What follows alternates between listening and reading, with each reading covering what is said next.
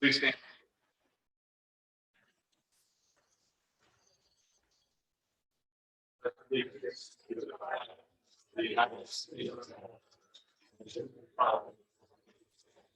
One indivisible. Thank you. This is the public hearing for the Board of Finance for the budget, March 2nd, 2022. We have our Board of Finance members that are here. Fillmore McPherson, Justin Murphy, Katie Stein, the one at the end is not on the Board of Finance. Also, Vice Chair Gene Fitzgerald, I'm sure will be here, and Cindy Breckenheimer.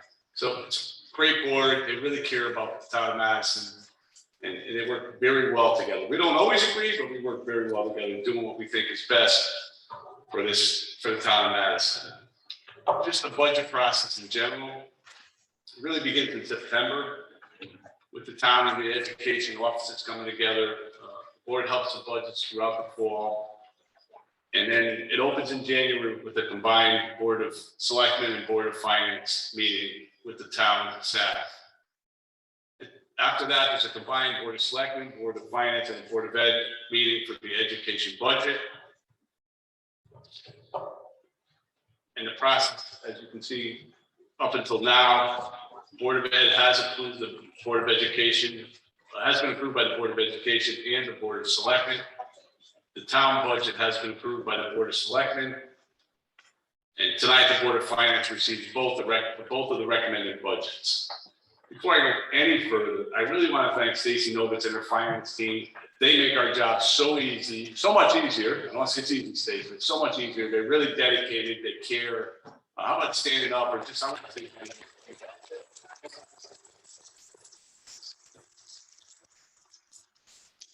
Do a fantastic job, and it's big help. As I said, we're receiving both Board of Education and the Board of Selectmen and the recommended budget. We really want to hear from the public. We want to hear from you. You have a major role in this, so it's extremely important to give us your feedback. So please come to our meetings, our workshops. You can email us. Let us know your thoughts.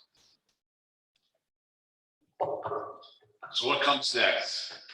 The Board of Finance will have budget workshops for the next month plus.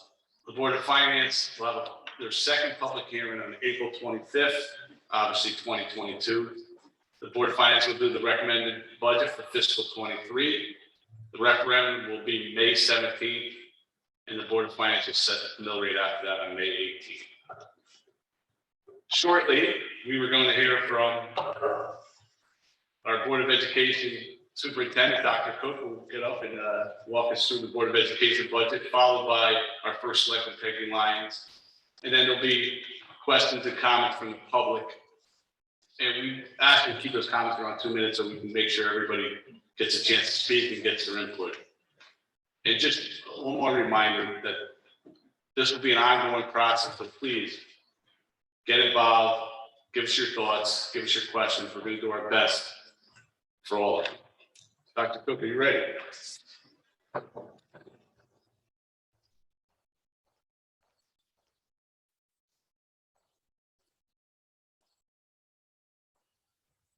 Thank you, Mr. Picard, and thank you to the Board of Finance and citizens at home for the opportunity to present tonight. As was shared, what you see tonight represents a lot of work that started in the district really over the summer. A lot of work starts in September when our staff come back, and it also represents input from staff throughout the entire district. And so when we start in our schools in September and receive input at the principal level. Yes, okay. I haven't got to any stuff. To make sure we do it right. But we will get to.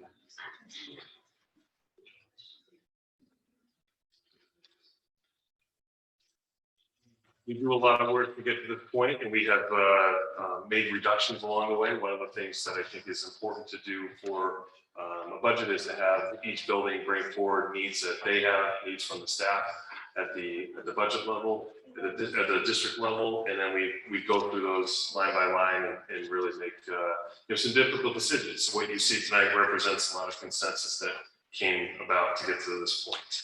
We keep our mission in mind as we make any budget presentation, any work around the budget, because the budget really is the strategic plan for the district in so many ways. What gets funded gets done, is something we always talk about during the budget process. So every child, every day leading the way. I hope you'll see that and recognize that as we go through this. In terms of the budget itself, it is a 1.66%. This is typically below average of what we see in Connecticut. As we looked last year, it's about 2%. It's the average throughout districts in Connecticut. We're a district that does not see a lot of grant funds, so this is the main part of what funds our budget, our district. And as you see, most of the money goes towards personnel. Education is a people business, and that is reflected in our budget. As we go through here, we look at each category, and we'll get into greater detail as I go forward. As I mentioned, there are reductions, there are additions when we go through any budget. I want to share kind of the high level of that. So in terms of the operating budget, the operating budget is our biggest portion. It's 1.42% of our overall budget. Our contractual increases, net of grant savings, is $740,000, and that is a number that starts much higher. Our one contract or teacher's contract alone would be higher than this number, but as we see retirements, as we see resignations, as we make changes, that reduces that, and so we were able to take advantage of those that turnover, those retirements, as we hire new staff into our organization.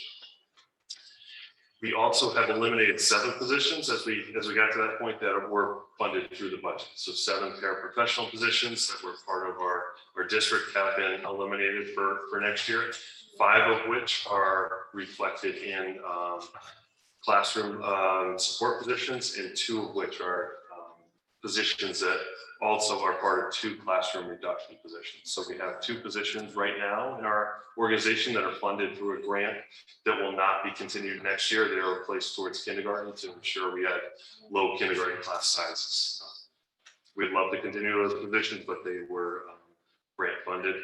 Also, net early retirement savings. This does not reflect a new early retirement program. This is the lapsing of a program that had been done previously. So those are our savings for our organization that we capture. We have the continuation of building-based substitutes, which was something that started during COVID times, and that reflects a consistent person going into the buildings each day and being the substitute teacher. It has been a better model. It was reduced as part of last year's budget, and we're putting that back in this year. We're very excited to restart our curriculum writing process. That has been something that has been on hold during COVID times. And so as we get into next year, that's very important for us to have an updated, viable curriculum in each and every area within our district. And so we'll have Madison teachers writing curriculum alongside administrators this summer. We also have some personnel budget related requests, a math coach, which would bring our math coach, which is support for teachers in the classroom, up to 3 coaches. We currently have 2. We have 4 for language arts. So it's something that we're on that continual basis to bring our math coaches in line with that same staffing.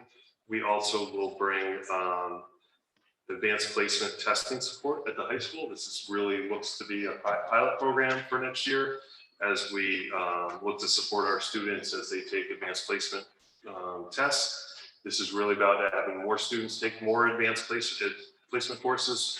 And we'd like to see each student at and high school take an AP class during their time at the high school, and we know we need to give them supports on that. Advisory co-coordinators is really a social emotional learning initiative for our district, and to ensure that all students at and receive that support. And then as typically any year, we're going to see an increase in benefits. We'll talk about health insurance later, but these are more pension costs and payroll taxes and other insurances. Really a bright spot in the budget over the past few years has been the health insurance increases through contractual negotiations, through reduced employee count, through healthy employees. We've seen a low in health insurance costs. Last year it was 0%. So this is an increase for us, but it's really well below the standard in the industry. We see many districts that see a 10% increase in this line item. So we're thrilled to again return a minor increase in health insurance. In terms of special ed, again, another bright spot. You know, a lot of work goes into this. We program for our students, and oftentimes we'll have, you know, maybe a larger class that is graduating or leaving us. This reflects that down to an individual student level that we have budgeted for. External placements, this is an account that could see huge jumps, huge variations year to year. This is a very minor increase for us in the grand scheme of things. That could reflect one more student in our district that has to be outplaced. So that's a lot of work through our special education staff, our special education leadership to make sure that we keep as many students in Madison as we can.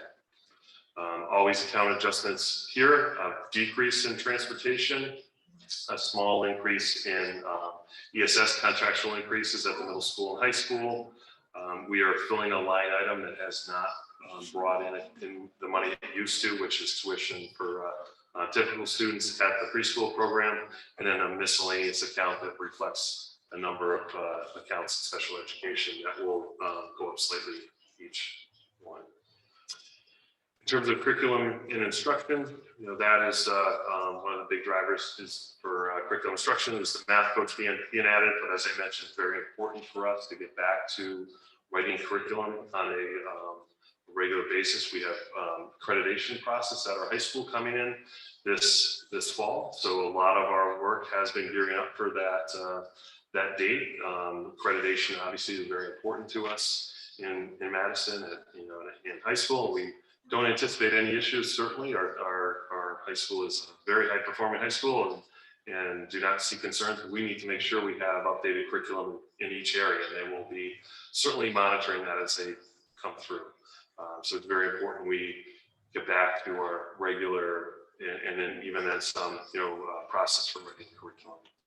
We also have an additional staff development day next year, and so the $15,500 covers the cost of that additional day to do staff development for teachers, administrators, and staff. In terms of facilities, we have put forward a $30,000 increase for plan and cycle maintenance.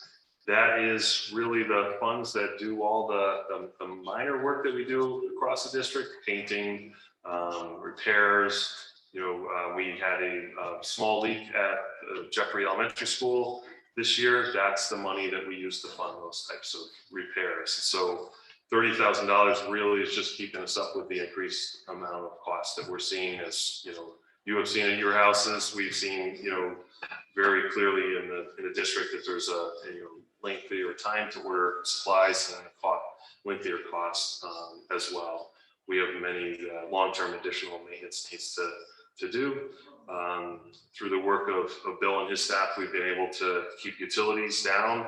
A 2% increase is really reflects a lot of our work. We've added solar panels. You see out in the parking lots that have helped us in that run. We've done a lot of work replacing light bulbs with LEDs and done a lot of work to keep that increase as low as possible.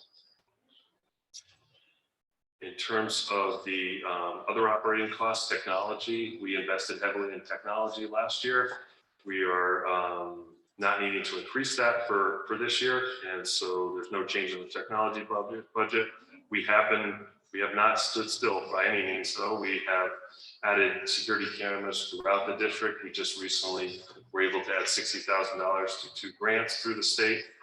We added additional Promethean boards throughout the district, and we believe we'll be pretty close to the point where every classroom in the district has updated Promethean board by the start of school next year. Very long lead times and orders for those, where we might be there at once, but that was a combination of budget support last year and then also grants to the state of Connecticut. In terms of where we've been as on our budget for the past 6 years, really have held the line. As you see there, we have decreased from previous years that were the 3% and 4% range. Been in the 2% range, which was about average again at that time, and now we have been below average at the state level for the last 4 years, below average for our peers. Some of that certainly reflects reductions we have been able to make due to declining enrollment. Our projections at this point are that the enrollment will stay pretty steady and start to increase. So we were not able to take advantage of any declining enrollment in terms of the budget. We want to see our student population, certainly come back and continue to increase as we expect to see over the next 10 years. So we're excited about that. But as I mentioned and shared, we're at 1.66%. That does reflect a lot of work from the Board of Education. We thank the Board of Education for the support. They made some reductions in the administrator's budget. We thank the Board of Selectmen for their support with our budget as well. We're here to answer any questions tonight. I'm not sure if I turn it back to Mr. Picard. I'd like to. Thank you. Thank you, Dr. Cook. As I said earlier, there was a presentation by the superintendent and the Board of Education in conjunction with the Board of Selectmen and the Board of Finance. And I just want to thank the Board of Ed and Dr. Cook and the finance team for really addressing the needs of our students and our teachers by also being very mindful of our taxpayers. So thank you. Now I'd like to have our first selectman, Peggy Lyons, come up and take us through the town budget, please. Peggy? Thank you. Okay.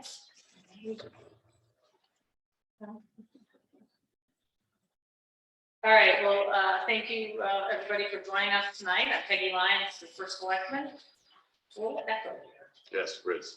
Now, you can mute this, right? You don't need this microphone, just. Okay, that's a little better. Okay. All right, well, great. Well, welcome, everybody. I'm going to spend a few minutes talking about the Town of Madison budget, which the Board of Selectmen approved just Monday night, a recommended budget. So I want to welcome my fellow selectmen here. We have Bruce Wilson, Scott Murphy, Al Goldberg, and I think Maureen might be attending virtually with us tonight. So, but thank you. We worked very hard on this. We had several budget workshops. And just so you understand, the budgeting process for the town actually starts in July. We enter our first fiscal year, our new fiscal year, July 1, and we start focusing on the capital budget. So we have a capital budget and then we have an operating budget. And so it's a very long process. And so the town staff worked very hard all year, always thinking ahead and planning for the future. So a lot of hard work went into that. Always trying to keep some goals in mind. And I think the board always tries to be very conscious of what the community is looking for. And coming out of COVID, I know there was a lot of focus on public safety this last year, and you'll see that this budget reflects that we want to continue and invest and improve public safety as well as support our health department. So that you'll see things like that in this year's recommended budget. In addition, we obviously had some approvals happen on February 15th, so the town is really excited about that. But I think all of us are very mindful that, over the next couple of years, we're going to be taking on additional debt, and that's going to put pressure on the budget. And I think this board is very aware of that, and we're going to be always looking to the future when that debt service is going to start impacting our budget. So we're going to do a lot of planning and belt tightening a little bit and trying to maintain things and thinking about things in a little different way, since we know that we're going to have both the school renewal plan as well as academy coming on board over the next couple of years. So that was very much in the back of our minds as we went through our budget this year. The good thing is that, where we are right now is there are a lot of funding out there for projects for our capital plan outside of just taxpayer money. So the town is taking a very strong position of going after as many grant opportunities as possible. And then in addition to that, we received $5.3 million in funding from the American Rescue Plan. So we've been trying to strategically use some of these grant funding that the town has received, and then with an eye towards other funding sources to pay for some of these capital projects so they get out of the taxpayer bill and we can continue to invest in things, but not have it be reflected in the budget. So that's been a strategic thing, and you'll see we're actually putting some more resources in that to have some of the staff focus on grants. And there's a lot more detail on these projects if you look at the State of the Town address that I gave last month, and it talks a lot about these projects and infrastructure needs and kind of what our priorities are. We're also looking at always to kind of look at our organization and to try to make things more efficient. We're going through another reorganization this year, where we're going to try to once again improve operational efficiencies and kind of break the silos down. We have 15 different departments in town, and we're trying to consolidate a little bit so that departments work more closely together, but share resources too. And so you'll see some of that in this budget also, and some of the staffing decisions that have been made. And then, funding the capital improvement program, we're looking at ways to maybe front load some of that funding now so that we can kind of take away the pressure on future budgets when that debt service comes on. So that's some of the things that are included in this budget. And then we're always looking to keep the mill rate predictable and as low as an increase as possible every year so that it doesn't hit the taxpayer too hard. So that's what our goals are when we were going through this. So the recommended budget that we put in place is an overall town budget increase of 5%, but you look at the operating budget, which is really something I want to highlight. This is the first time in a while that the town operating budget is growing at less than $1 million. We had over, I think, $575,000 of budget requests from the staff.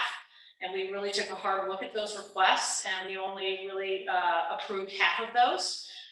Trying to be mindful once again, because once you add something to the budget, it's very, very difficult to take it out of the budget. So we're trying to focus on just slowing the growth of our cost base. And then I'll talk a little bit more in detail about the capital budget, and you'll see that's the largest increase here.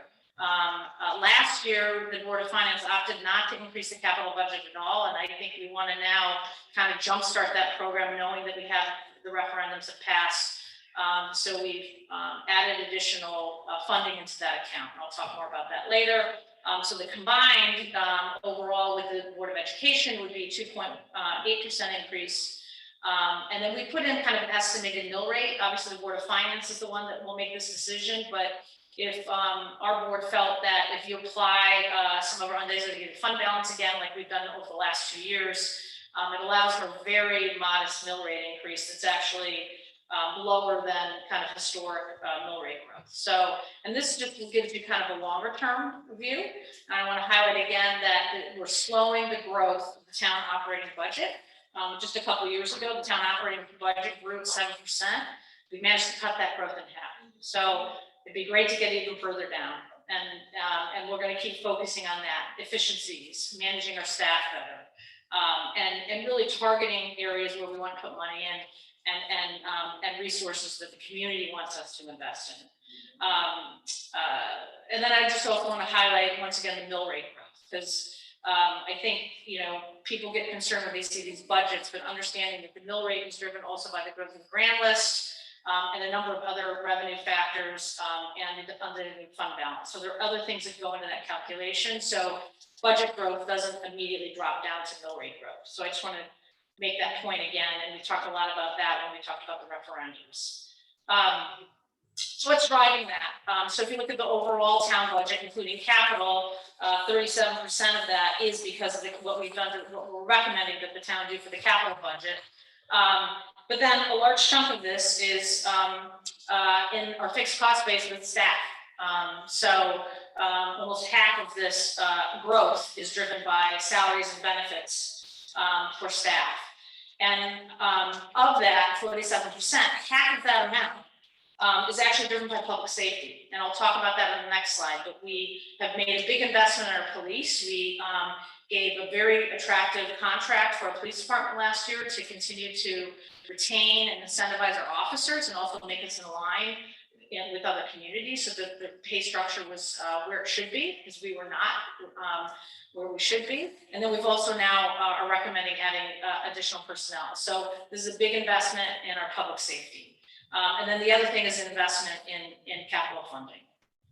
And just to dig down a little bit deeper, just to kind of do a little walkthrough, you'll see that out of this, $342,000 is either the contractual for the police department for the existing contracts, and then the addition of 2 new officers. So we're recommending 2 new officers to our police department. These would be patrol officers. And then there's other increases, including contractual for other unionized departments, public works and building and grounds, and then our unaffiliated workers, as those people's salaries go through adjustments, and there's a COLA adjustment in that. And so that's kind of what's driving most of this. I will point out the public schools service element, because of the sale of Island Avenue, as we talked about, the town was able to offset those transportation costs and nursing costs with revenue that came in from the leasing, from the lease of the property. Now that the lease goes away and we get $2.3 million in the sale, we're going back to what we had in previous years, which we had to pay the transportation, we had to reflect it in the budget. So you would have seen these kinds of numbers 5 years ago, because there was another private school, Our Lady of Mercy School, when that closed. And then now we're taking on those costs because of OLM prep, but we had a revenue offset with the lease, and now we don't have that. So this will be kind of a year to absorb it into the budget, so we won't see such a big jump next year, because it'll be just part of the budget going forward. Staffing, we've made some adjustments. We've added some staff, but in order to do that, like we did last year, we've also tried to reduce staff as well, or reallocate staff. So, so the real true increase, if you look at this, is really in the police department. With 2, there's no offsets to that. These are just 2 new officers that we're going to be bringing in. We've shifted around some resources. Health department is taking on an administrative position that they had previously. We had a retirement. It was a full-time position. Now it's going down to a half-time position. Last year, we funded that through ARPA, because it was COVID. Really, a lot of their focus was on COVID. This year, we're absorbing that into the budget. The Selectmen's office is now, we're transitioning actually and promoting a staff member who's going to be spending half of their time now in the finance department, focusing on grants. So we're going to replace, have a new administrative person, but then we're going to have somebody focusing a lot of their time in grants. And then we've had some reductions. We actually eliminated a position in the finance department through some efficiencies. So that job was kind of absorbed by another individual in the department. And then we have another retirement of somebody who's Scott Erskine, will no longer be with the town of Madison starting July 1st. He was with us for kind of on a part-time transitional basis this last year. So those are the staffing changes. And then I talked a lot about capital. This is our overall CIP plan, which was recommended to us by the CIP committee. And I want to highlight a couple things, that this includes projects that we pulled out that we're going to be funding by ARPA. There's about roughly $2.5 million of projects that we're able to fund outside of the capital plan. So that's a great help, and we're going to try to find more of those with some of these other grant opportunities. But then in addition to that, so overall the CIP committee recommended, and you can see that on the capital non-recurring line, an additional increase of roughly $250 million or $275,000. But our board, what we'd like to do is start building a little bit of a savings account for the future.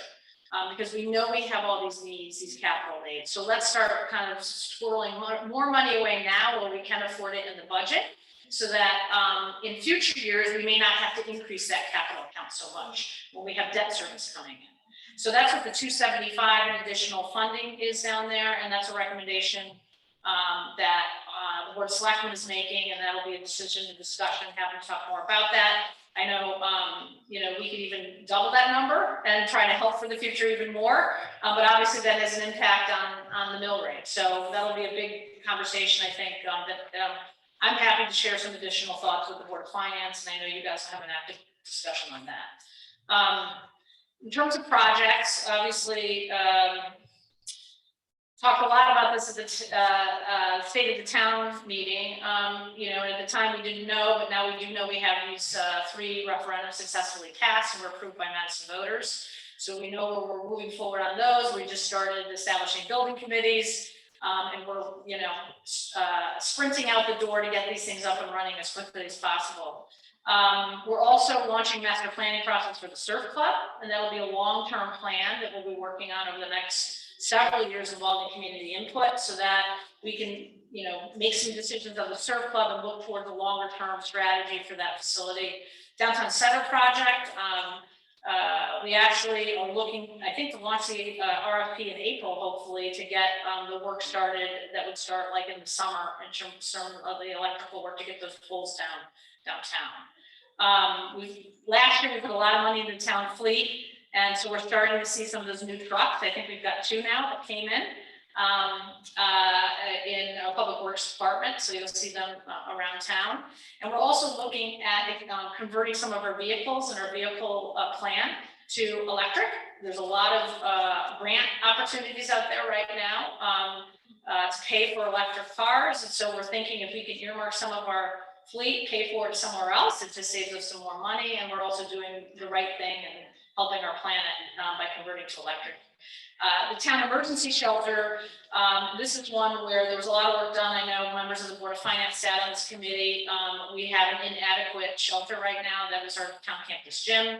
And so they've identified Polson as being, in the long run, probably the more appropriate facility to host a town shelter, emergency shelter. And so we're putting more details on that because we would data generator make some improvements, and we're looking at that project relative to a lot of the electrical HVAC improvement work that's going on in the Polson school plan. So we're trying to see if we can kind of find some funding sources for that to try to make sure that happens efficiently at the same time as we do the improvements here at Polson. And then, there's other projects that it was hard going through this planning process because you didn't know if you were going to have Academy pass and the school renewal plan pass. So next year it's going to be a lot easier because we're going to have an opportunity to really know what our future obligations are going to be from a capital standpoint, so we can prioritize other projects better. But I think we did a good job kind of making sure we got things done that had to get done. And that was really what our objective was. So I just put in here some other special appropriations our board discussed. We didn't take any action on these, but I'm laying them as a flag for the Board of Finance to maybe have more conversations. Although we did, I think I can't remember if we actually voted on this or not, the radar signs. The police department, I know the speeding has been an issue. I get tons of complaints from the public about speeding. The MPD does too. And these radar signs have been invaluable, and they've been a big help to controlling speeding. And so they had made it as a budget request. To me, that's a one-time investment. So our recommendation was pull it out of the budget and pay for it through a special appropriation. And then I'd like to actually put some more money in the planning reserve through special appropriation rather than building it to the budget, because the next year or two, as we go after grants, it takes money to go after grants. You've got to hire consultants, engineers, get design plans. And so I want to beef up that planning reserve a little bit more so we have some extra funds available to go after grants. And then major roads is another thing. We did this last year. We did an infusion through a special appropriation. We have all these bridge projects going on. What happens is we kind of keep our road paving, road work accounts steady. And when you have bridges going on, it takes a lot of resources away, and then we can't do as much paving. So I'd love to still keep the paving program going so we don't get behind, and that would require a special appropriation into that paving account. So that's something we'll talk more about our board as well, and perhaps bring another recommendation to your board on that. But it was something we talked a bit about, but we didn't quite get to it in our final deliberation. So with that, I just want to highlight once again, we put together, I think overall the town's total budget increase would be about 2.8%. And given the fact that we've been very fortunate, we have had exceptional growth in the grant list, over 2%, which is significant compared to the past years. That's going to do a lot in terms of offsetting some of the mill rate. And so with that, any budget increases, should translate into a significant mill rate increase. And so the one that we're recommending would result in a 1.35% change in the mill rate. And that's obviously Board of Finance's job to make those decisions, but we thought we'd just give you some suggestions on that. So, so with that, I think, happy to answer any questions about the budget or work. There's a lot of detail on this available on the website. We've got a huge binder that backs up a lot of this information. And I know the Board of Finance members, have taken a deep dive into a lot of this, and I'm sure there'll be some questions once you guys have a chance to have your workshops. But with that, I guess I turn it back over to you.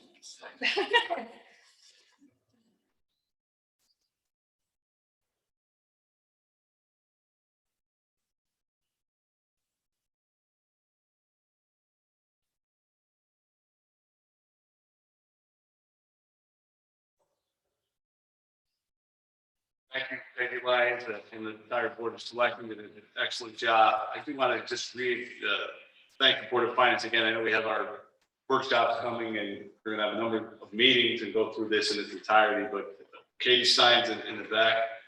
Thank you, Katie. Justin Murphy and Fillmore McPherson. Fillmore needs no introduction. And Cindy Breckenheimer in the vice chair has been very helpful. Chief Fitzgerald, I want to thank them for all the help they've already given, but all the work we're going to do going forward. So right now, I'm going to open this up to questions or comments from the public. Please try to keep the comments around 2 minutes. Anybody from the public who would like to speak? Sir, you want the microphone?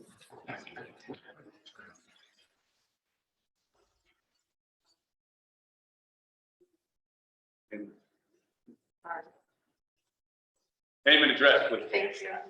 Thank you. Dennis Crowe, 141 Twilight Drive. Is this working? Oh, you gotta Push the on button.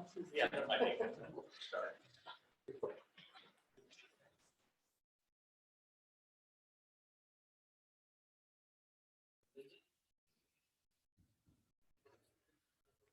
Dennis Crowe, 141 Twilight Drive. I want to thank everybody who was obviously an excellent job keeping the budget down. I see some questions to add. But one of the things that concerns me is if we look into electric vehicles, but we haven't really figured out the charging necessity. Do you have capital in there for putting in charging stations? And has anybody thought about queuing theory? It's a mathematical approach to how long you could have vehicles offline and who's next in line to get charged and things like that, especially if there's an overnight issue.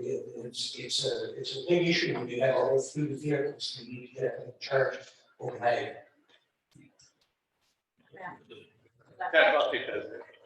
Thank you.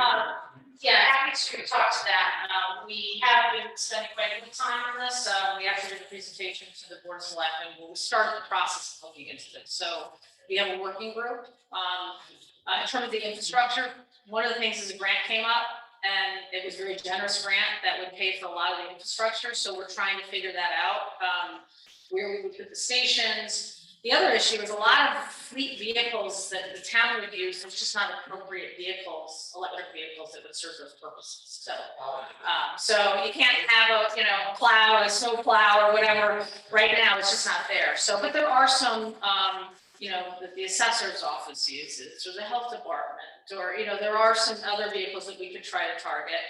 And we have to kind of we're trying to figure out what are our objectives here. Serving municipal fleets, or is it serve the public?